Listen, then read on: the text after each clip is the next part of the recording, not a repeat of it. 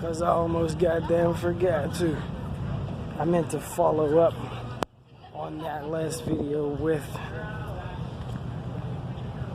I mean, there's 1,000 things that I could probably speak this way about, just because in America, especially in America, it seems that people just say a lot of shit, like, and people just go along with it. Like, motherfuckers say a lot of real stupid ass bullshit and people go along with it. For instance, like the MGTOW thing, the MGTOW thing. I don't understand that type of shit at all. Like, I don't know where an adult man would go for some shit like that. And the other way around too. Like, where would any of the ladies go for that bullshit? Like, I don't know. I guess it's been so easy to make that happen in this country because it's so fucking, it's just so much, you're just trying to force so much alternate shit, like, you know what I'm saying? Like, we're just trying to make as many homosexual scenarios and circumstances as possible, which will affect the way that dating goes, obviously. But I'm not gonna let somebody tell me that I should go my own way, bedwench, that I should go my own way. Where the fuck would I go? Like, where would I go to go date men? Like, like, what the fuck does it mean? Like, men going their own way, what does it mean? Where are you going to go? Are you gonna go be gay? Because I'm not. I'm fucking not. I don't give a damn how much these fucking broads act stupid. I'm not finna go be gay. That's for goddamn sure. You know what I'm saying? But anyway, that's not what this video is about. I'm just making an example of how in American culture, people say stupid ass shit, dumb shit. And I mean, they get numbers, man. They get numbers of people attached to this shit, like well over 100,000 people. You know what I mean? Like, oh, this shit be fucking retarded as hell for real. Anyway, recently, China Mac was seen in an interview,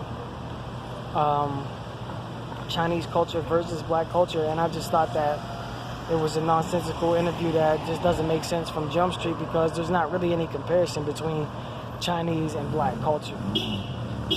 The Chinese, the country known as China, has been sitting in the same place for a really long time and has also enjoyed one of the benefits of having one of the largest populations in the world for a very long time. So, based on that, I don't think anyone anywhere was really ever finna, nobody was finna alter Chinese culture or make it go any which way, this way, that way, as opposed to one or the other. You see that shit right there? Looks like an amusement park ride. What the fuck is that? Oh shit. Anyway, it's a huge country. It's always been a huge country. Some people, some crackers tried to control China once before. I do not think that they were very successful. And I think if they would have pressed the issue, then they probably would have got hurt. You know what I'm saying? It's too many people to flex on. Too many people to flex on.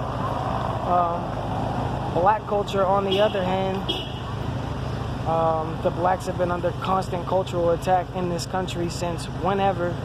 Where do those two things compare and contrast, and like what, how? So it's confusing to me why the interview was even had, and I think that it's something that was done because obviously China Mac is like the blackest Chinese person that you'll ever see. You know what I'm saying? It's probably like one of the blackest Chinese people that you'll ever meet, and it probably just seemed like a good idea to do that for that reason. To ask a person like that about some shit like that for that reason. But essentially, there's no fucking comparison. The blacks have been under the truck like that. The blacks have been under a constant cultural attack, constant attack in a multitude of ways in this country since its inception, which differs so greatly from Chinese culture that I don't see where the fuck it makes sense for anyone to be talking about what's the difference between black culture and Chinese culture. Well, I think the difference is pretty fucking obvious. And that even there's been, to this day, a bunch of Negroes in the sellout class of Negroes who are paid very greatly to influence the outcome of Negro culture as well. This outcome is meant to be extremely negative. I don't think they have things like that going on in China. I think that a lot of people in China would tell you some negative ass shit about living there, but it would not be of any matching magnitude when it comes to the pure fuckery, bullshit, and wickedness that the blacks have endured in this country. I don't fucking think so. A few things, but again, those aren't really cultural things. They're not really cultural things, so there's really no comparison. I just wanted to make a video about that because I feel like people say a lot of shit that doesn't make sense. People say a lot of shit just to get people hyped up, to get people talking. And I feel like a lot of the times the effects of these people running their mouths and shit, although it does get people talking, it generally does not get people talking in the correct direction. Here you have someone sitting there making a comparison between two things that are not similar at all. If they were not two different groups of human beings, then it wouldn't match in any way. It's fucking stupid. Why are they talking about this shit? See what I'm saying? So I just wanted to say that right quick.